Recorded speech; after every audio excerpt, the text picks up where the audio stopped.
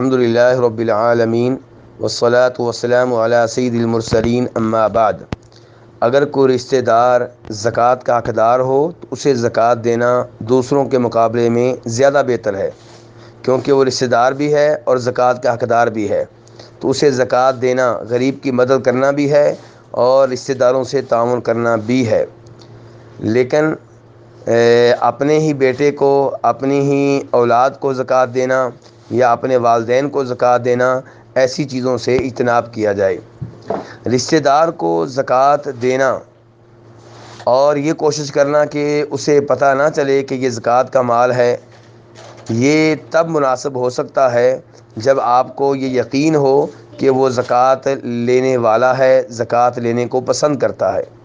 اگر یہ خطرہ ہو کہ وہ غریب ہونے کے باوجود زکوٰۃ کا مال پسند نہیں کرتا، تو پھر زکوٰۃ دیتے ہوئے یہ بتانا ضروری ہے کہ یہ زکوٰۃ کا مال ہے۔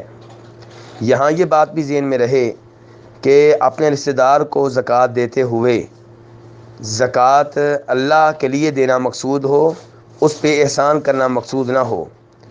ایسا نہ ہو کہ بعد میں اس زکوٰۃ کو احسان کے طور پہ ذکر کیا جائے۔ اگر ایسا ہوگا تو پھر یہ نیکی ضائع ہو سکتی ہے۔ واللہ تعالی اعلم۔